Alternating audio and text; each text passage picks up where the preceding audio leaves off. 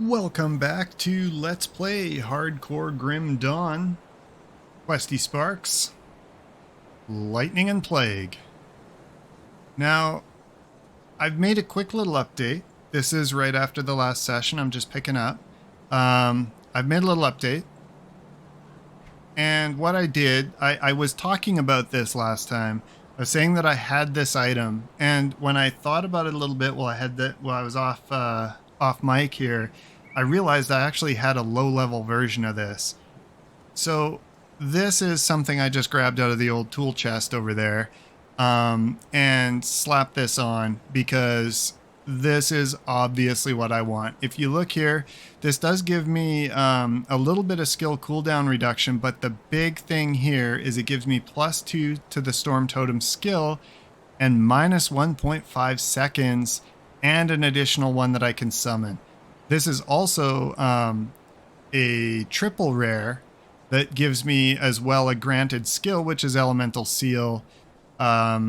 So in other words, this is just one hell of a great item. And I knew I had this around somewhere, so I went rummaging an item assistant and I got it. Now, one of the things I still have to do here after I set that up is I should probably just throw these pants and shoulders on. So I'll go and do that right now. As you can see, I did modify the appearance of that offhand just to kind of match the outfit a little bit better. I think that looks really cool. That's one of the things about this game. A lot of the time you sort of hear people talk about it like, well, it doesn't look all that good. You know, the graphics are really dated. And I do, like, I genuinely, I kind of agree with that, right? Like, things are pretty dated in this game, but you can just make such cool looking characters. Like, it's one of those weird things where it's true that it's dated and yet it looks awesome, right? Okay, we're just going to throw some health on those shoulders there. And as far as the pants are concerned, what do we have? We've got this retaliation damage. I don't really know about that. This, on the other hand, is pretty good. This is giving us physique. That's going to be health. And it's giving us a shit ton of armor. And if you'll note that armor absorption increased by 8%, that's good because that means the maximum amount that can be absorbed from a hit actually goes up. So let's just go real quick. We're not going to mess around. I mean, we're going to do the most important stuff, which is, you know, our illusion, obviously. Like, these pants are just an atrocity. What did we have last time? I think we did quite well. I think that works. Okay, there we go. So we're going to look the part when the warden slaps me into the wall like a fly.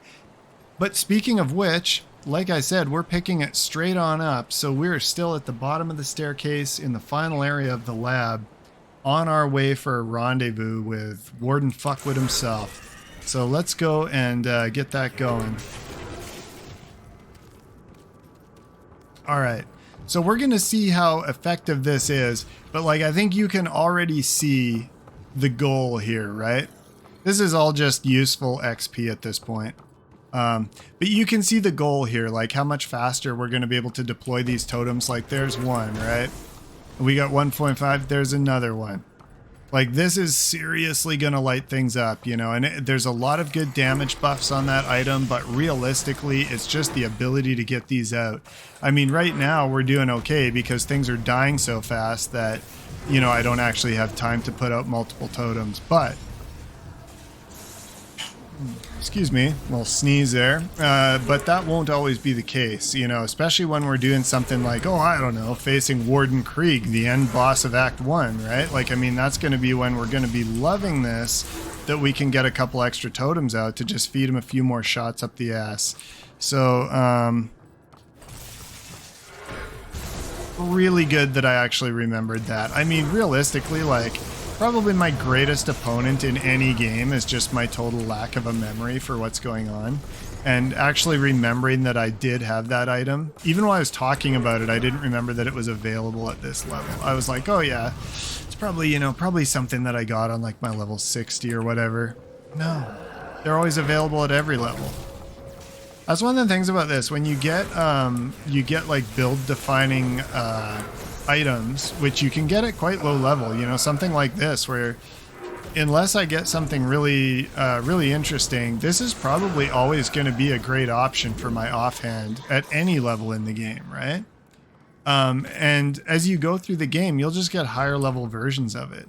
You know, even if you're picking up uniques or blue items, uh, you'll pick up an empowered version of that at higher level. And I think that's really cool because it's like basically, you know, on my ritualist, I had the Black Grimoire of Ognapesh in my offhand. It was giving me my third minion. And, you know, sure enough, I found the crafting recipe and built myself a empowered version of it. You can just kind of keep upgrading yourself and keep upgrading your gear as you go through the game, but sort of keep your skill setup the same. And it's not always going to work out, especially when you're quite new to the game, because you just don't have enough content unlocked at that point. So you're probably, you know, you'll be lucky to get the right drops all the time, but it does come after a while. It's something to keep your eye out for. And you can also find out it's a lot more like, you know, the old MMOs where a lot of the items that are really good will drop from very specific enemies, you know, enemies or bosses, so that you can actually grind for items by just reloading the, you know, hopping out to the main menu and then jumping back in again and again. Which again, that could sound like watching paint drying to you, but you know, to me, I like that, right? Like if I have something that I really obviously want to get into, I'm willing to do that, like to just sit around and, you know, go again and again to the same place and just try to get it.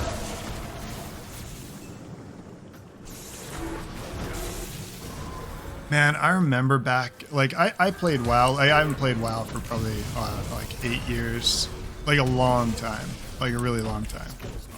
But I remember when I used to, like, back in the early days of WoW, when I was out there playing Horde, trying to kill allies, being annoyed by pallies. Some of the farming I did was just unreal. Oh, we've lost our Raven. I keep forgetting I even have him anymore. Yeah, see, there we go, right? Like, look at that. Okay, now then, you might remember from last episode, I actually do. I remember from last episode because it just happened. Even my tiny memory can recall this. I was talking about how when you don't have a minion build, and this doesn't count, this little asshole, he doesn't really count.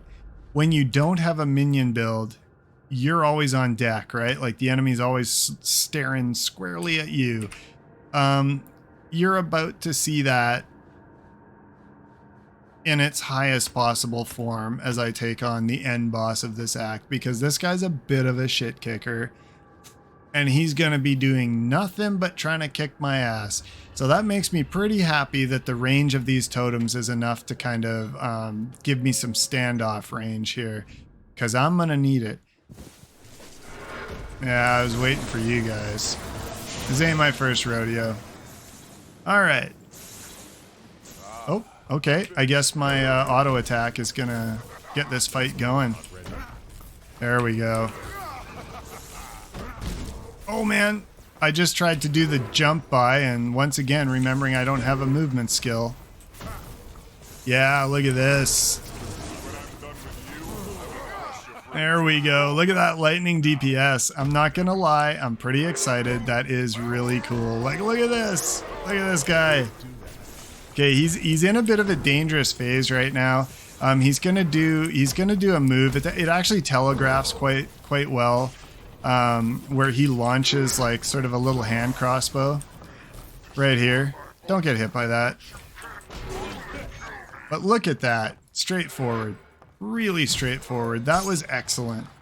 I'm feeling very good about this build already. And I mean, once again, you know, we are starting here at, we're starting here at this kind of easy peasy mode, you know, rummaging around in veteran difficulty and all that. So it's nothing to write home about, but still, it's always nice when you're planning something and it kind of starts to kick off really early in the game.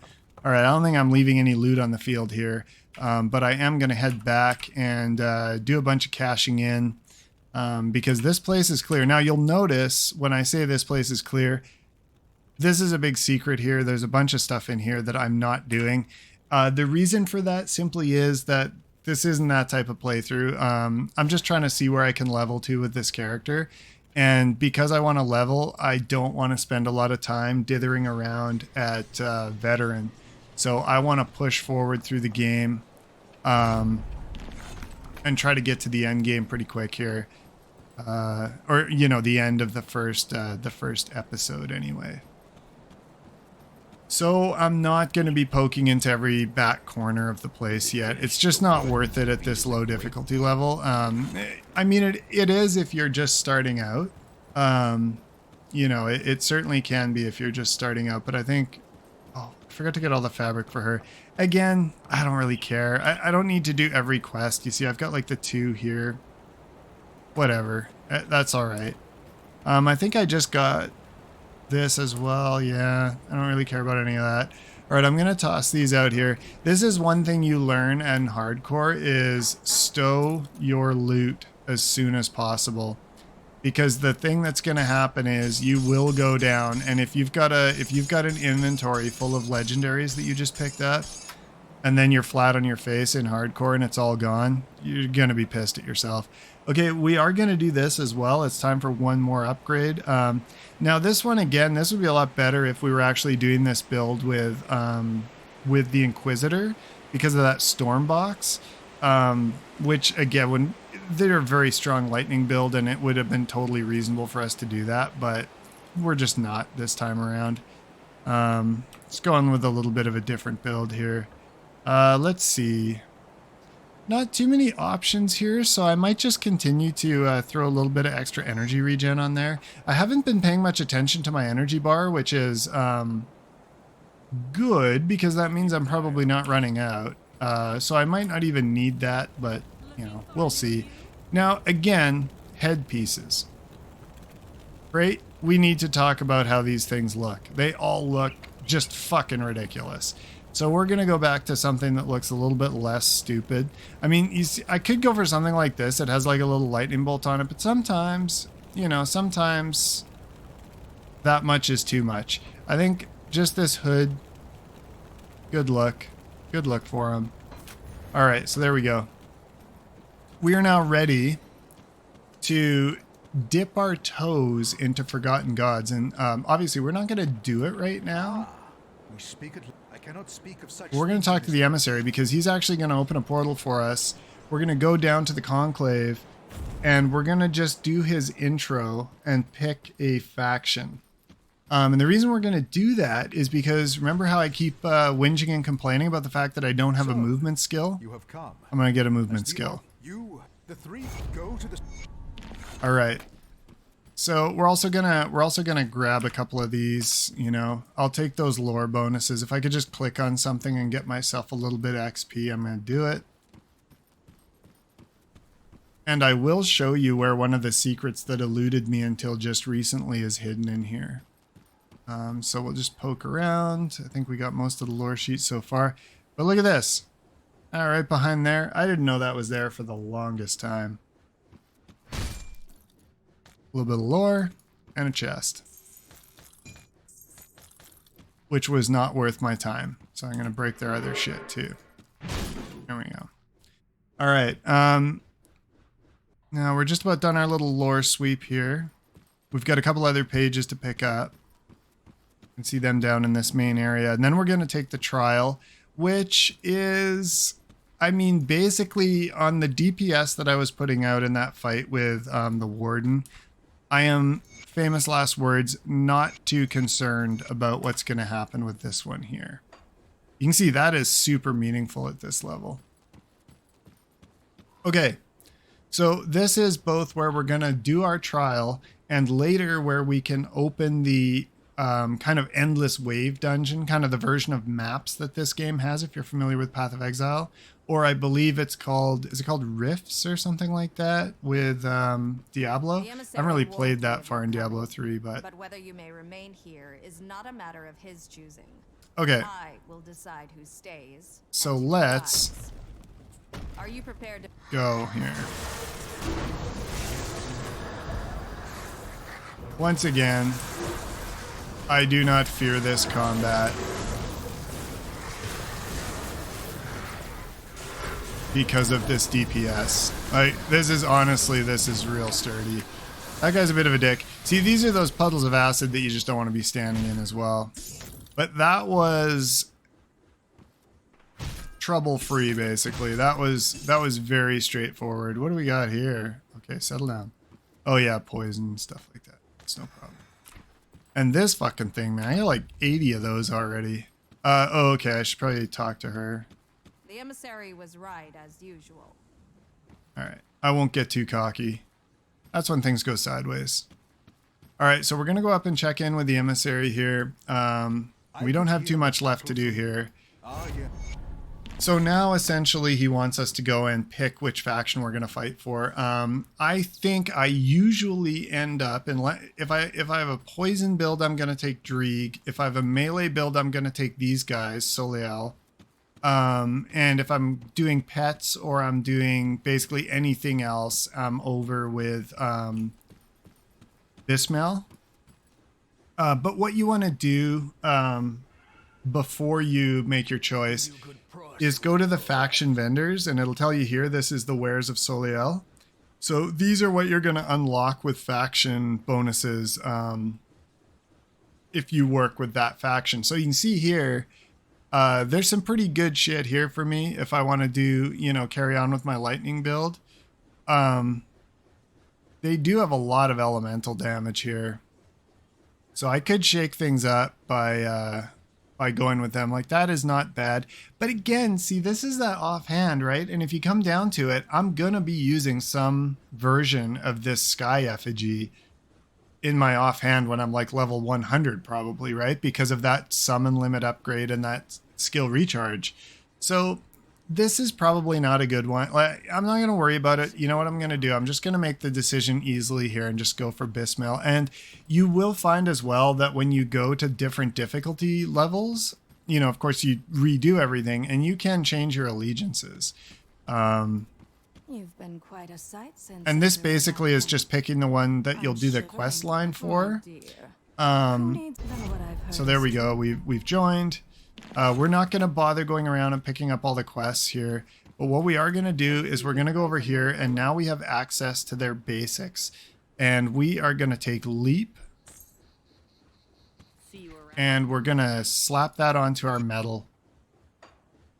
And then that traditionally lives over here on numpad 5 for me. Numpad, you say? What kind of psychopath is this? But it's a psychopath who ran his left hand through a fucking table saw when I was 19. And so now my fingers are a little weird, missing some knuckles, that sort of thing. So I use the numpad for games like this so that I can reach everything. But we are now set up, and we're going to go get back into the regular flow of the game. We're not going to engage too much with Forgotten Gods right now because it is the last DLC that came out. And so it is a little bit more dangerous, I would say. Oops, going the wrong way there. It's a little bit more dangerous to be going into that, especially when you're as green around the gills as I am. So what we really want to do, you know, our goal is to just punch through this and get to elite difficulty. And that's when things will start to pick up with our leveling speed and everything. But we've got probably about another 10 minutes or so here. So let's get a little start, and we'll try to push through to the next waygate if we can. It shouldn't be too incredibly hard. There's not a lot going on over here. We're just getting into these guys again. This is where you'll notice if you have really crappy armor rating, you know, you just end up getting shot a lot here. So, you know, we're kind of a little bit done with zombies being the main enemies, and now it's guns. So, you know, we're taking a trip to America. So you do want a little bit more body armor here. Yeah, oh. Not watching my health like a champion. You can tell how, like, suddenly I'm gonna die in this playthrough. To something totally stupid, right? Like, just not paying any attention.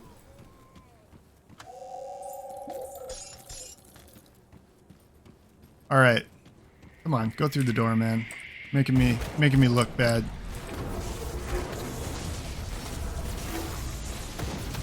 Oh, man.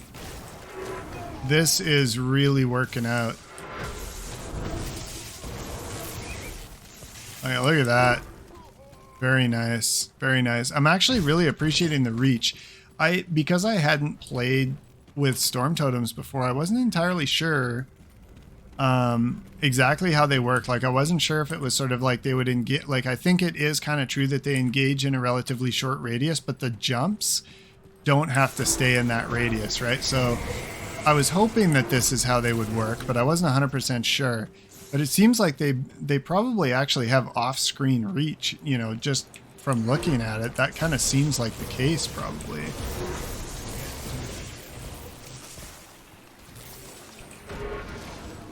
Yeah, very nice. Doing a very good job. So I think probably as we level up here, we're going to be dinging another level pretty fast, and I think we're probably going to go ahead and just try to max those totems, you know, max our skill ranks in that, just to give ourselves some serious punch. And then we're going to really hard convert over into doing our, you know, our Aura McDragon's Pact. This is dangerous. I've got a lot of DPS.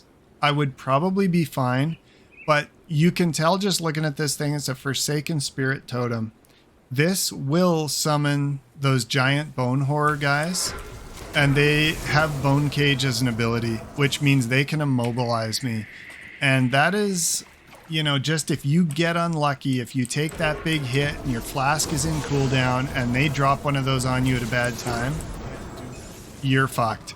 And again, it's one of the things that I do not like about how they do the movement skills in this game is that they don't break those immobilizes, right? Because like I said, it checks like it paths. And so because the immobilize breaks your pathing, right? You can't leap, like you can't jump, you can't warp. And I think that's kind of silly, you know, like if you're trapped to the ground by like a bone cage or something like that, there's no plausible reason why you couldn't just, you know, rift gate out of it or something like that, depending on which movement skill you're using. But because of the vagaries of how they've set it up, you can't actually do that. You just sit there and die. So that's one of those little things that's going to annoy you. And, you know, ultimately, what can you do about it? Learn to live with it and don't put yourself in situations where it's going to kill you. That's pretty much it. That's all you can do. So you can see here, actually, if you look at my energy bar down there, you're seeing it deplete, right? Now, most of these fights aren't going on very long, but we were losing some there. So I think that's something that's going to come up. We will want to do this because you can see that gives us flat energy regen per second. And that means a lot. But for right now... Oh, there we go. Okay, yeah, because we're only +2, so we are maxed. So let's toss down the other 2 points into that. We're going to want to get this as well. I mean, right off the bat, it gives us a little bit of defensibility. Energy reserve goes up, but we get more armor and some resistance. This is something we'll want to spec into. And also this. Look at that beautiful thing. It's going to give us a chance for a lot of extra lightning damage. It's going to give us more electrocution, all that stuff. I think Stormcaller's Pact is the way we're going to go. Obviously in this, we are going to want to hit this, but realistically, aside from developing our curse, that's probably going to be it. We're going to be almost entirely shaman in this build because we probably eventually will end up with these raging tempests and whatnot as well. So, okay, there we go. That's a level. Let's press on. We've got a lot to do here if we're going to try to wedge it into this session. In fact, I think we've probably got way too much to do, if I'm being totally honest with myself. We might not make it to the next waypoint here. What am I saying? We can always go long, right?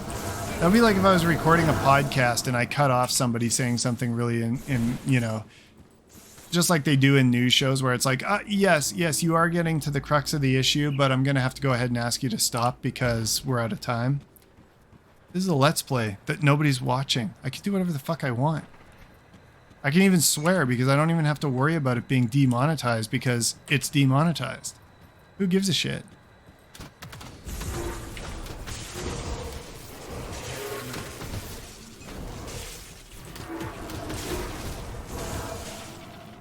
All right. Ride the lightning, fuckwits. Makes me feel happy.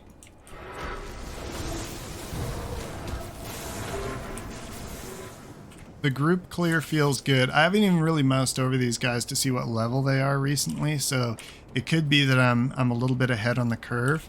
Oh, here we go. We made it. Made it with minutes to spare. The clear speed of this character is already looking pretty good. And again, like, you know, I can't help but make comparisons to Path of Exile because I was into that before I was into this, and I spent a lot of time playing it. And of course, when you talk clear speed in that, if you can even see a feature on the map that doesn't just blur past you, then you're going slow.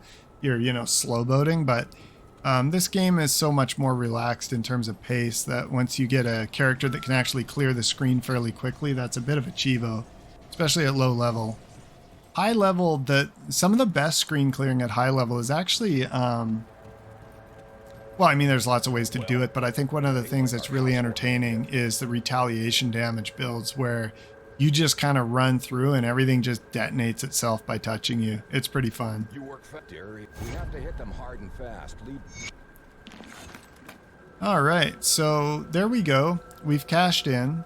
And we are lined up at the next waypoint, but I think instead of going long, I'm instead going to go short, because this is a perfect place to knock off, and we're going to be exploring the hills, killing some bandits, doing a little bit of that stuff, but we're going to be doing it next time.